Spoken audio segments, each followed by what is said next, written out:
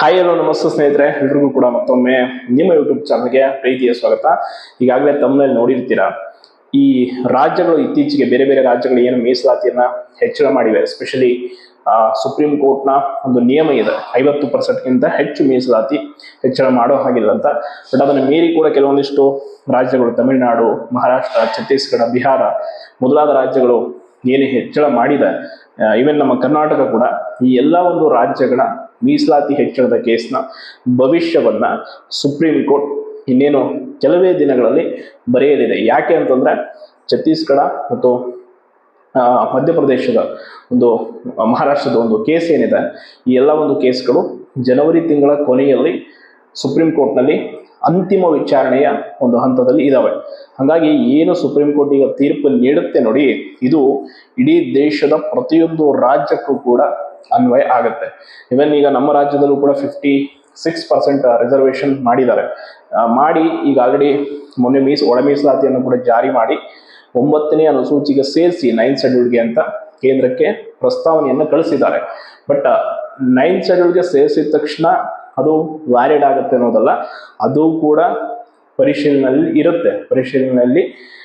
ಹಾಗಾಗಿ ಈಗ ಈ ಹಿಂದೆ ಈಗಾಗಲೇ ಛತ್ತೀಸ್ಗಢದ್ದು ಹೈಕೋರ್ಟ್ ಅಲ್ಲಿ ಅಸಂವಿಧಾನ, ಇದು ಮೀಸಲಾತಿ 58% ಮಾಡಿದಾರಲ್ಲಿ, ಸೊ ಅದು ಅಸಂವಿಧಾನಬದ್ಧವಾಗಿದೆ ಅಂತೇಳಿ ಅದನ್ನ ರಿಜೆಕ್ಟ್ ಮಾಡಿದೆ. ಅವರು ಇವನ್ ಸುಪ್ರೀಂ ಕೋರ್ಟ್ಗೆ ಹೋಗಿದ್ದಾರೆ. ಸುಪ್ರೀಂ ಕೋರ್ಟ್ ಅಲ್ಲಿ ಕೂಡ ಅಂತಿಮ ಹಂತದಲ್ಲಿ ಕೇಸ್ ಈಗ ನಡೀತಾ ಇದೆ. ನೀನು ಜನವರಿ ತಿಂಗಳ ಕೊನೆಯಲ್ಲಿ ಸೇಮ್ ಒಂದು ಫೈನಲ್ ಆರ್ಡರ್ ಸುಪ್ರೀಂ ಕೋರ್ಟ್ ಇಂದ ಪಾಸ್ ಆಗುತ್ತೆ. ಆ ಒಂದು ಆದೇಶದ ಮೇಲೆ ಛತ್ತೀಸ್ಗಢದ 260ಕ್ಕೂ ಹೆಚ್ಚು ನೇಮಕಾತಿಗಳ ಭವಿಷ್ಯ ನಿಂತಿದೆ. ಸೇಮ್ ಆಸ್ ಇಟ್ ಈಸ್ ಅಲ್ಲಿ 2023ರಿಂದ ಈ ಒಂದು ಹೆಚ್ಚಳ ಮೀಸಲಾತಿ ಪ್ರಕಾರನೇ ನೇಮಕಾತಿ ಮಾಡ್ಕೊಂಡಿರೋದು. ಹಾಗಾಗಿ ಈಗೇನಾದ್ರೂ ನಾಳೆ ಅಲ್ಲೇ ಸುಪ್ರೀಂ ಕೋರ್ಟ್ ಅದನ್ನ ಕ್ಯಾನ್ಸಲ್ ಮಾಡಿ 50ಗೆ ಲಿಮಿಟ್ ಮಾಡಿ ಅಂತ ಹೇಳಿದ್ರೆ, ಅಷ್ಟೂ ನೇಮಕಾತಿಗಳು ಕೂಡ ರದ್ದಾಗುವಂತ ಅಥವಾ ನೋಟಿಫೈ ಆಗುವಂತ ಸಾಧ್ಯತೆಗಳಿದೆ. ಅಂಡ್ ಇನ್ನೊಂದು ಇಂಪಾರ್ಟೆಂಟ್ ವಿಷಯ ಅಂತಂದ್ರೆ, ಕೆಲವರು ಹೇಳ್ತಾ ಇದ್ರಿ ಈ ಹಿಂದೆ ಡಿಸ್ಕಷನ್ಗಳಲ್ಲಿ, ಬೇರೆ ಬೇರೆ ರಾಜ್ಯಗಳು ಮಾಡಿದೆಯಲ್ಲ, ತಮಿಳುನಾಡು ಮಾಡಿದೆ, ಮಹಾರಾಷ್ಟ್ರ ಮಾಡಿದೆ ಅಂತ ಎಕ್ಸಾಂಪಲ್ ಕೊಡ್ತಾ ಇದ್ರಿ. ಸೊ ಅದೆಲ್ಲದರ ಭವಿಷ್ಯವನ್ನು ಕೂಡ ಈಗ ಸುಪ್ರೀಂ ಕೋರ್ಟ್ ಬರೆಯಲಿದೆ. ಆಲ್ಮೋಸ್ಟ್ ಈ ಕೇಸಲ್ಲಿ ಹೈಕೋರ್ಟ್ ನೀಡಿರುವಂತಹ ತೀರ್ಪನ್ನ ಸುಪ್ರೀಂ ಕೋರ್ಟ್ ಎತ್ತಿ ಹಿಡಿಯುವಂತ ಸಾಧ್ಯತೆಗಳು ಹೆಚ್ಚಿದೆ. ಕಾರಣ ಯಾಕೆ ಅಂತಂದ್ರೆ, ಹಲವಾರು ರಾಜ್ಯಗಳು ಈಗಾಗಲೇ ಮೀಸಲಾತಿಯ ಪರಿಶೀಲನೆಯಲ್ಲಿ ವಿಫಲ ಆಗಿವೆ. ಅಂದ್ರೆ ನೀವು ಹೆಂಗೆ ಹೆಚ್ಚಳ ಮಾಡಿದ್ರಿ ಅನ್ನೋದಕ್ಕೆ ಸರಿಯಾದ ರೀತಿಯಾದಂಥ ಸಮರ್ಪಕವಾದಂಥ ದಾಖಲೆಗಳನ್ನ ಕೋರ್ಟ್ಗೆ ಒದಗಿಸಬೇಕಾಗಿರುತ್ತೆ. ಈಗ ವರದಿ ಆಗಿರ್ಬೋದು, ಇನ್ನೇನು ಆಗಿರ್ಬೋದು. ಬಟ್ ಆಲ್ಮೋಸ್ಟ್ ಕೆಲವೊಂದಿಷ್ಟು ರಾಜ್ಯಗಳು ಫೇಲ್ ಆಗಿವೆ. ಇವನ್ ನಮ್ಮ ರಾಜ್ಯ ಕೂಡ ಈಗ ಹೈಕೋರ್ಟ್ ಅಲ್ಲಿ ನಡೀತಾ ಇರುವಂಥ ಕೇಸಲ್ಲಿ ನಾಳೆ ಇದನ್ನು ಪ್ರೂವ್ ಮಾಡೋದ್ರಲ್ಲಿ ವಿಫಲ ಆದರೆ ಸುಪ್ರೀಂ ಕೋರ್ಟ್ಗೆ ಹೋಗುತ್ತೆ.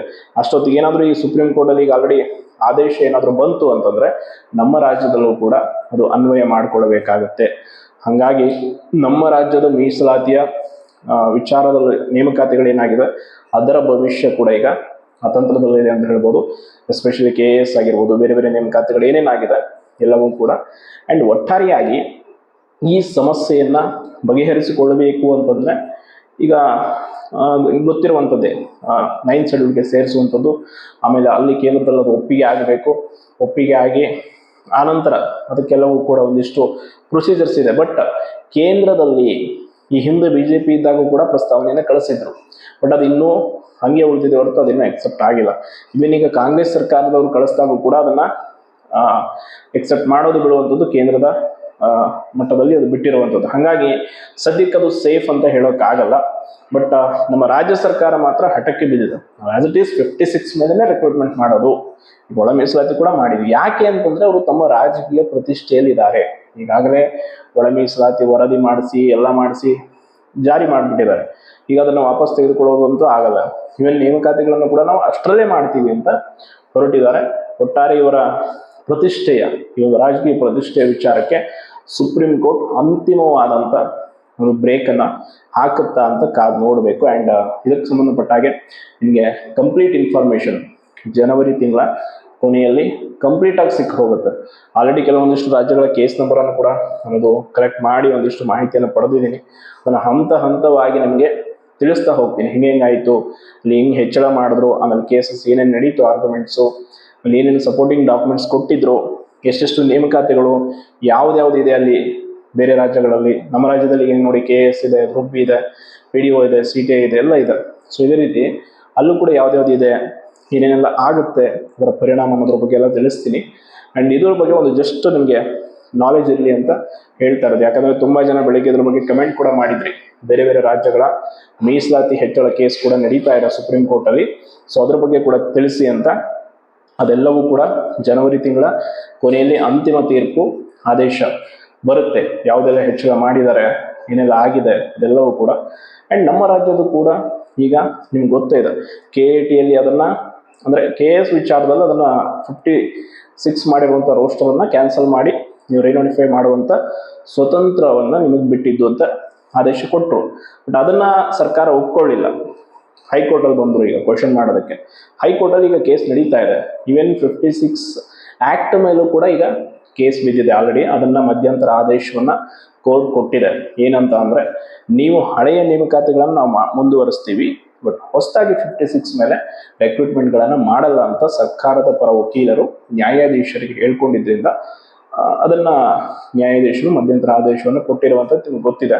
ಸೊ ಅದು ಕೂಡ ಕೇಸ್ ಇನ್ನು ಪೆಂಡಿಂಗ್ ಇರೋದ್ರಿಂದ ಒಟ್ಟಾರೆ ಇಲ್ಲಿ ಏನಾಗುತ್ತೆ ಅಂತಂದರೆ, ರಾಜ್ಯಗಳು ತಮಗೆ ಮನಸೋ ಇಚ್ಛೆ ಮೀಸಲಾತಿಗಳನ್ನು ಹೆಚ್ಚಳ ಮಾಡ್ಕೊಳ್ಳೋದಕ್ಕಾಗಲ್ಲ. ಆ ಅಧಿಕಾರ ರಾಜ್ಯಗಳಿಗೆ ಕೊಟ್ಟಿಲ್ಲ. ಇವನ್ ಸುಪ್ರೀಂ ಕೋರ್ಟ್ನ ಇಂದಿರಾ ಸಹಾನಿ ಪ್ರಕರಣದಲ್ಲೂ ಕೂಡ ಯಾಕೆ ಅವರು 50%ಗೆ ಲಿಮಿಟ್ ಮಾಡಿ ಅದನ್ನು ಆದೇಶ ಹೊರಡಿಸಿದ್ರು ಅಂತಂದರೆ, ಅದರಲ್ಲಿ ಹಲವಾರು ಅಂಶಗಳಿದೆ. ಅದೇನೇನಿದೆ ಆ ಕೇಸ್ ಅನ್ನೋದ್ರ ಬಗ್ಗೆ ಕೂಡ ನಾನು ಒಂದು ಕಂಪ್ಲೀಟ್ ಡೀಟೇಲ್ ಆಗಿ ತಿಳಿಸ್ತೀನಿ. ಯಾಕಂದರೆ ಕಂಪ್ಲೀಟ್ ಕೇಸಲ್ಲಿ ಇರುವಂಥ ಮಾಹಿತಿ, ಯಾಕೆ ಲಿಮಿಟ್ ಮಾಡಿದ್ರು, ಏನೇನೇ ಆಯಿತು ಎಲ್ಲವೂ ಕೂಡ ಇದೆ ಅಲ್ಲಿ. ಹಾಗಾಗಿ ರಾಜ್ಯಗಳಿಗೆ ಕಂಪ್ಲೀಟ್ ಪವರ್ ಅದರಲ್ಲಿ ಮೀಸಲಾತಿ ಹೆಚ್ಚಳ ಮಾಡೋಕ್ಕೆ ಇಲ್ಲ. ಹಾಗಾಗಿ ಅದನ್ನು ಕೇಂದ್ರಕ್ಕೆ ಪ್ರಸ್ತಾವನೆ ಕಳಿಸುವ ಮೂಲಕ ಹೆಚ್ಚಳ ಮಾಡಿಕೊಳ್ಬೇಕು. ಈಗ ಅದೇ ರೀತಿ ಕೆಲವೊಂದು ರಾಜ್ಯಗಳು ಮಾಡಿತ್ತು, ಲೈಕ್ ತಮಿಳುನಾಡು ಅದೆಲ್ಲ. ಬಟ್ ಮಾಡಿದ್ರೂ ಕೂಡ ಅದು ಇನ್ನೂ ಪರಿಶೀಲನೆಯಲ್ಲೇ ಇರುತ್ತೆ. ಈಗ ಮುಂಚೆ ಏನಿತ್ತು ಅಂತಂದರೆ 9ನೇ ಅನುಸೂಚಿಗೆ ಸೇರಿಸ್ಬಿಟ್ರೆ ಅವು ಒಂದು ರೀತಿ ಸೇಫ್ ಅನ್ನೋ ರೀತಿ ಇತ್ತು. ಬಟ್ ಈಗ ಅಲ್ಲಿ ಇದ್ರೂ ಕೂಡ ಅದನ್ನು ಜುಡಿಷಿಯಲ್ ರಿವ್ಯೂ ಅಲ್ಲಿ ಇರುತ್ತೆ, ನ್ಯಾಯಾಂಗ ವಿಮರ್ಶೆ. ಹಾಗಾಗಿ ಈ ಒಟ್ಟಾರೆ ಬೆಳವಣಿಗೆಗಳು ನಮ್ಮ ರಾಜ್ಯದ ನೇಮಕಾತಿಗಳ ಮೇಲೆ ಕೂಡ ಪ್ರಭಾವವನ್ನು ಬೀರುವಂಥ ಕಾರಣ ಇದೆ.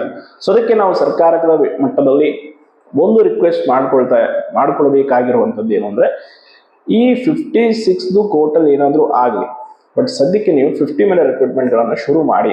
ಇದು ತುಂಬ ಒಳ್ಳೆಯ ನಿರ್ಧಾರ. ಇಲ್ಲ ಅಂತಂದರೆ ಸಮಸ್ಯೆ ಖಂಡಿತವಾಗಿಯೂ ಹಾಗೆ ಆಗುತ್ತೆ. ಅದು ತೀರ್ಪು ಏನೇ ಬರ್ಬೋದು. ಇನ್ ಕೇಸ್ 56 ವ್ಯಾಲಿಡ್ ಅಂತ ಬಂದರೂ ಕೂಡ ನಾಳೆ ಅದನ್ನು ಕನ್ಸಿಡರ್ ಮಾಡಿಕೊಂಡು ನೇಮಕಾತಿ ಆದೇಶ ಕೊಡ್ಬೋದು. ಇಲ್ಲ ಅಂತಂದರೆ 50 ಮೇಲೆ ರಿಕ್ರೂಟ್ಮೆಂಟ್ ಆಗುತ್ತೆ.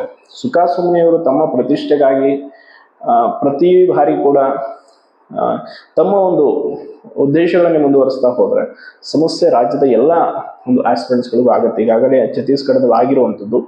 ಸೊ ಅದಕ್ಕೆ ಈ ವಿಷಯದ ಬಗ್ಗೆ ಒಂದು ಮಾಹಿತಿ ಇರಲಿ ನಿಮಗೆ ಅಂತ ನಾನು ಟೆಲಿಗ್ರಾಮಲ್ಲಿ ಆಲ್ರೆಡಿ ಬೆಳಗ್ಗೆಯಿಂದ ಈ ವಿಷಯದ ಬಗ್ಗೆ ಒಂದಿಷ್ಟು ಮಾಹಿತಿ ಹಂಚ್ಕೊಂಡಿದ್ದೀನಿ. ಆ್ಯಂಡ್ ಇತ್ತೀಚೆಗೆ ಆ ಒಂದು ವರದಿ ಏನು ಬಂದಿದೆ ಕೇಸ್ ಅನ್ನೋದು ಕೂಡ ಹಾಕಿದ್ದೀನಿ. ನೋಡಿ, ಯಾರು ನೋಡಿಲ್ಲ ಕಂಪ್ಲೀಟಾಗಿ ಅದ್ರ ಬಗ್ಗೆ ತಿಳ್ಕೊಂಡ ಮೇಲೆ ಪೂರ್ತಿಯಾಗಿ ಕಮೆಂಟನ್ನು ಹಾಕಿ. ಕೆಲವರು ಅರ್ಧಮರ್ಧ ವಿಡಿಯೋ ನೋಡ್ಬಿಟ್ಟು ಅರ್ಧಮರ್ಧ ವಿಷಯ ತಿಳ್ಕೊಂಡು ಕಮೆಂಟ್ ಹಾಕುವಂಥದ್ದು ಮಾಡ್ತೀರಿ.